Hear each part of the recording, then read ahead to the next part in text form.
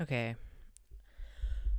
Oh my god, I've had a million technical issues trying to record this.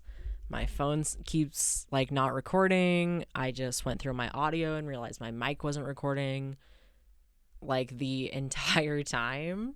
So I'm starting over all over again right now, but it's okay. We're not going to give up. We're still going to do it. So, week 3, recovering a sense of power. This week, we covered anger, shame, synchronicities, oh my God, and criticism. I remember mentioning last week that I was kind of nervous about this week because of the things we were dealing with, mainly anger and shame. I'm a very emotionally dysregulated person. It's always been difficult for me to not lead with my emotions, to kind of like not let my emotions guide my life. And that has caused a lot of embarrassment and shame throughout my life. But Julia says about anger that anger is meant to be acted upon, not acted out. It is not an action, but a call to action. And that was really helpful for me as someone who feels anger so intensely. I feel like something has to be done. I have to do something because this anger is painful and I want it to go away, and I have to do something to make it go away. And it's my correct instinct, it seems, that like being angry means that I want to do something, but acting out on that anger is not the action itself. Anger is a tool. It shows us that something's wrong.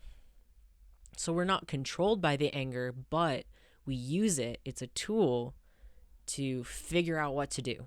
This brought me to a couple of cultural teachings and history tidbits that I've learned. And I forget who taught me this. It was probably a couple people. But okay, so historically, Chickasaws were known to be aggressive and, for lack of a better term, warlike.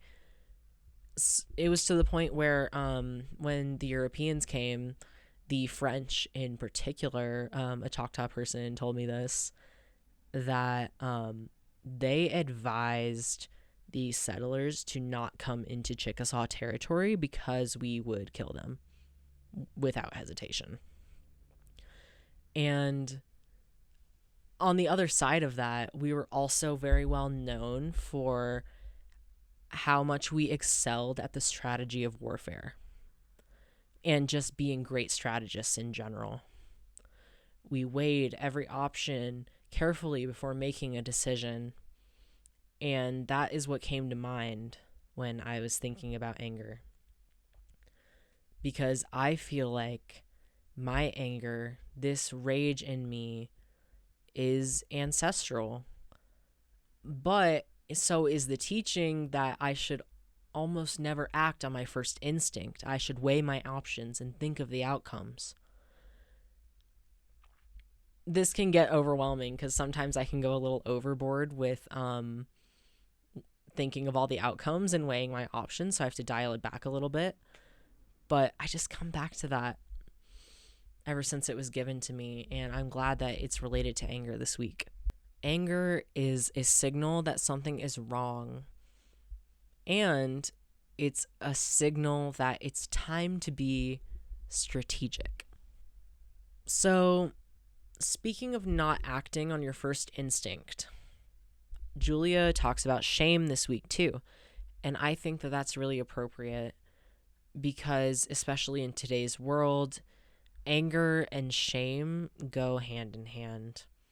You're never supposed to be angry. You can only be happy. You're not supposed to show any emotion that is deemed as negative. And this will connect to not immediately acting on your anger. I just bear with me, okay? So in white colonial society,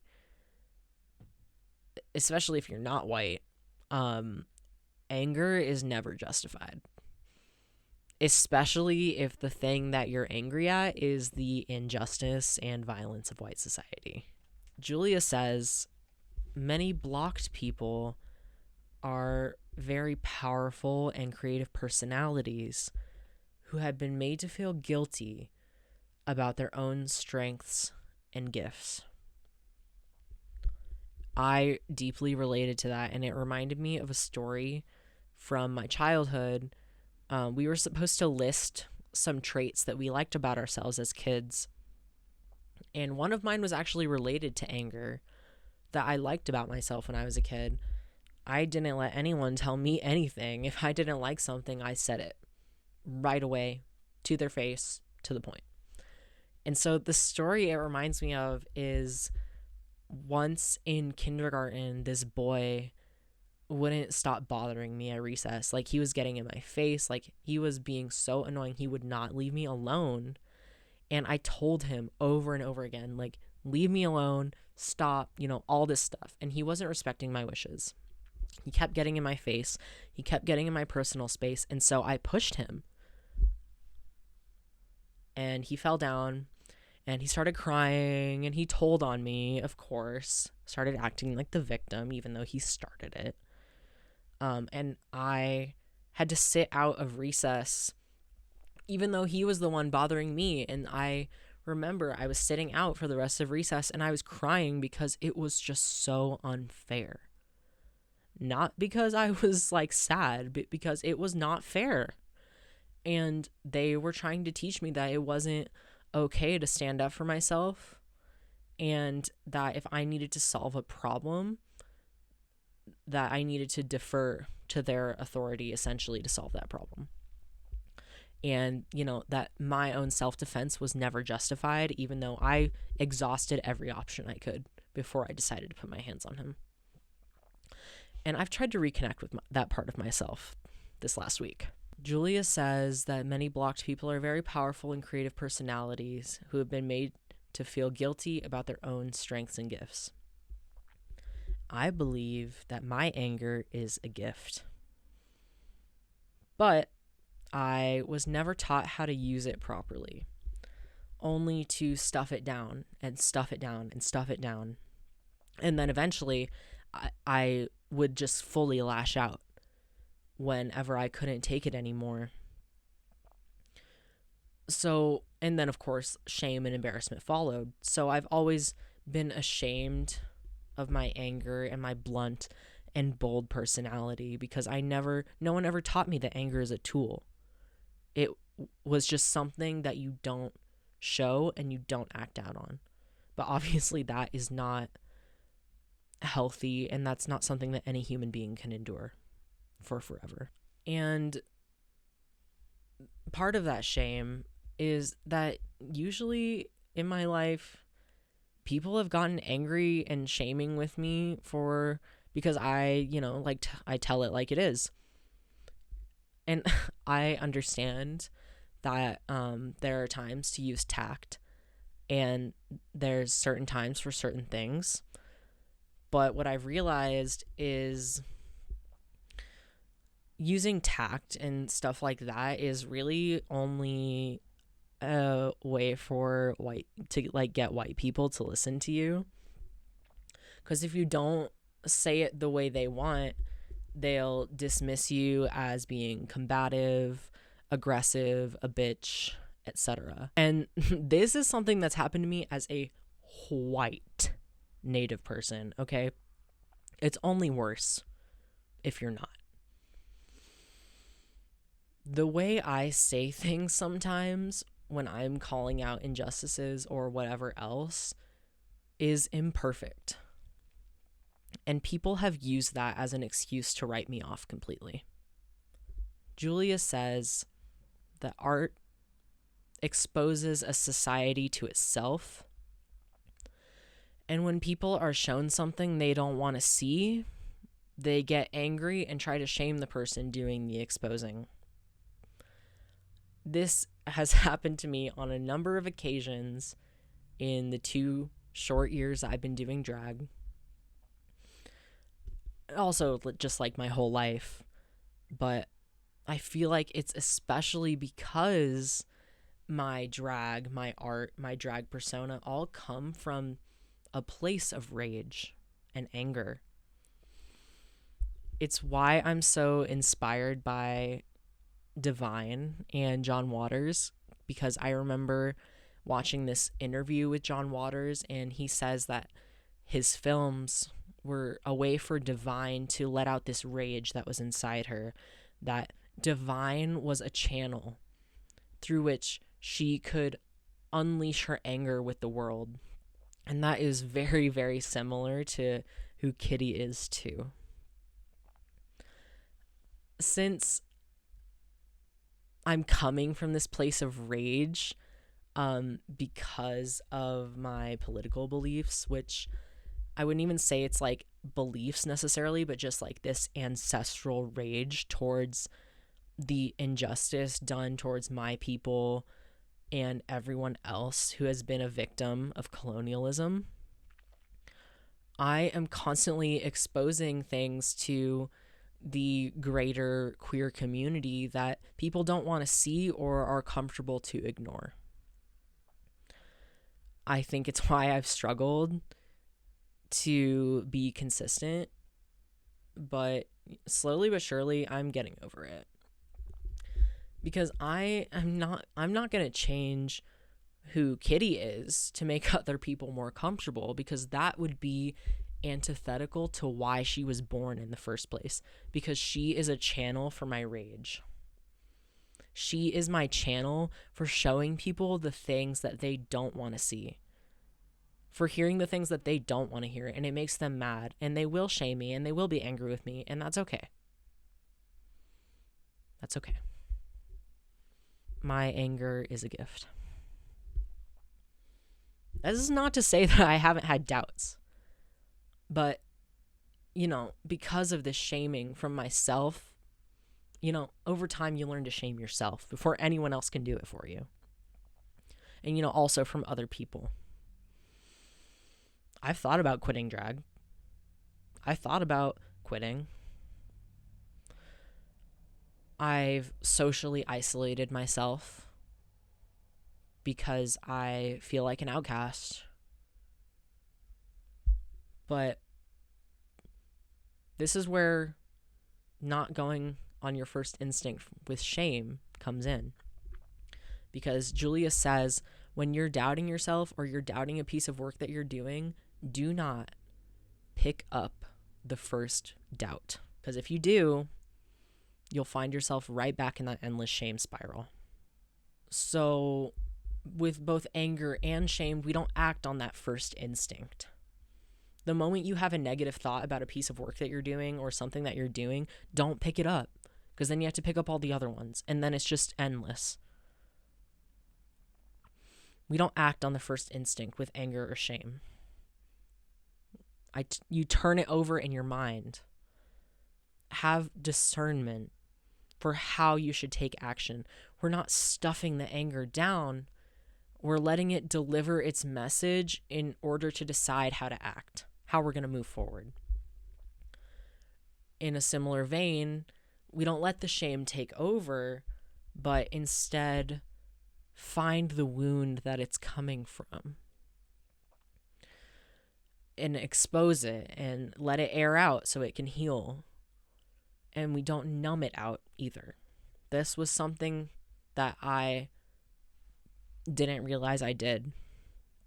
Julia says, when something bad or upsetting happens that causes shame, that we should avoid the instinct to say that it doesn't matter, which I've done this all the time. Like when something upsets me or I get like certain criticisms or whatever, I'll be like, oh, it doesn't matter. But I'm still hurt. And that is a certain numbing that is not healthy. And she says, don't say that it doesn't matter, but instead reassure yourself that you will heal from it, which is really, it's such a self-nurturing thing. Like, yeah, it's okay that this thing hurt you, but you'll heal from it. Like, it'll be okay. That was a lot on shame and anger, but let's try to leave some room for some other stuff, namely synchronicities, other tasks I did this week, and my art estate. So with synchronicities, I'm not going to get a ton into explaining like what it is, because the way everyone understands it is different depending on if you're religious or not, and if you are, what religion you follow, blah, blah, blah. But I've mentioned that I'm a very spiritual person. And so as someone who has paid attention to synchronicities, signs from the universe, our deities, etc., this section wasn't super new to me, because I'm someone who's very hesitant to write things off as coincidences. And this isn't to say, oh, everything has a meaning and everything happens for a good reason, as a way to like deny people's traumatic experiences. Like, I don't believe that at all. I believe that some things are meaningless violence. But I don't believe that all things are random or meaningless. I believe that sometimes when you are a spiritual person or you're tapped into other areas of reality, like the spirit world, there are certain messages that are able to get across to us if we are paying attention. I've also been thinking about how this like spiritual aspect of things is, if you think about it, backed up by quantum mechanics for the sciencey people out there. But that's a discussion for a different video, which I actually think I will make a video about that because I've been thinking about it so much. We were asked if we had experienced any synchronicities this week, and I didn't really have any big ones, but ever since I started this journey, the number of synchronicities I've experienced has increased a lot. So that has been really interesting to see. The more I tap into my creativity, the more I'm able to understand how the world around me wants me to create. Julia says, I have seldom conceived a delicious plan without being given the means to accomplish it. And I've really, really been rolling with that this week. It's helped me pick up some projects that I started on the past, and I started to really conceive in my mind how I can make that happen, because I have seldom conceived a delicious plan without being given the means to accomplish it. I love that so much. All of this combined with investigations into our childhood with some of these tasks have really helped me open up to indulging my inner creative, my inner child. Like, I got a credit card to get tickets for this concert that I really think my inner teen would have been like, we're going, girl, we're going.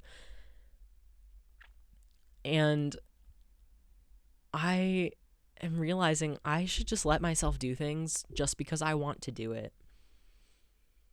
I found myself really opening up to new possibilities and saying yes to things just because I think it would be fun and artistically and spiritually enriching. I'm feeling less like I need to justify every decision I make beyond I want to, and it would be good for me. I have become a lot more comfortable with the idea that if I am trying over and over to do something and it's not working out, maybe there is something that I'm not seeing, or maybe I'm not thinking big enough. I truly believe that there are reasons why certain things haven't worked out for me, and I think that is because I was narrowing myself. Like, I was limiting myself into what I thought I wanted to do or to what I thought I should be doing, instead of letting myself imagine expansively everything that I want to do. Like, my wildest dreams, like my biggest thing. Like, I wasn't thinking big enough. Like, feature films have been made on an iPhone 5. Like, I can accomplish these things that I want to do. Something else that we are doing this week, one of the tasks was to examine your habits, like your bad habits, the ones that are obviously harmful and the ones that are maybe less obviously harmful. But the ones that I'm focusing on are mainly like my addiction to my phone, like scrolling on TikTok if I'm bored, or like hate scrolling on Instagram because I hate that app and I'm only on it to show my art. But it's not like good for me. It's not good for my brain. It makes me compare myself to other people instead of thinking about what I want to be doing. So I'm just trying to really take a step back from that. I also want to stop smoking. I don't know if I'm allowed to say that or not, but yeah. I used to really need it for like things like emotional regulation, and I still do occasionally when my various chronic illnesses flare up. But something I've noticed is that at this point, it's kind of just like habitual. It's part of my bedtime routine, and I'm really strict about my bedtime routine, okay? Because I've always had issues my whole life falling asleep and staying asleep and stuff like that. So that's part of kind of why I started smoking. And also like emotional issues, but whatever. So I want to explore the idea that it might be messing with my intellect a little bit. It's messing with my sharpness a little bit. I don't need it as much as I think I do. So I want to take a look at that and, cut back to occasional recreational for funsies usage, which I think is just better for me anyways. I thought before I did my check-in and before I like went in depth on everything that I didn't like make any progress this week. I was like, oh my God, I got nothing done this week. I put no time aside to be creative. Like, I've just been like distracted with like annoying shit like all week. Like, I've been so busy. But when I came back and like did my check-in, I was like, oh, wait, actually, like these lessons are getting through. Like, I actually am getting something out of this, even if I'm not like actively thinking about it. So that has been like kind of like subconsciously happening, which has been really nice. Even though I've been like really tired and busy this week, I've still gotten some good insights. I found small ways to get inspired, like watching movies, and I've just like found some little tidbits that have helped me be inspired, which has been nice. But yeah, I feel really like full steam ahead with all these projects. I like to have little projects. Like, having multiple projects to work on is something that works best for my brain, because if I get bored with something, then I can move on to something else and work on something else for a bit. So I like to have my rotation. But that's pretty much it. I'm nervous going into week 4 because this is the week where there's an exercise called reading deprivation, where for the entire week you don't read anything. I mean, obviously I have to read things for like my job and stuff like that, but like no social media, no books, no news, nothing. And I'm like scared because I'm like chronically online. So it's going to be interesting to report on that next week. Although I'm nervous about it, it's kind of exciting. Like, what am I going to unlock without being plugged into my mandatory sheep device? I might edit that out. But yeah, I feel good about this. I think like I'm making progress. I've had some doubts this week. I felt tired, but ultimately I'm getting some good things out of this, and I hope that the people who are watching this are too. So, see you next week.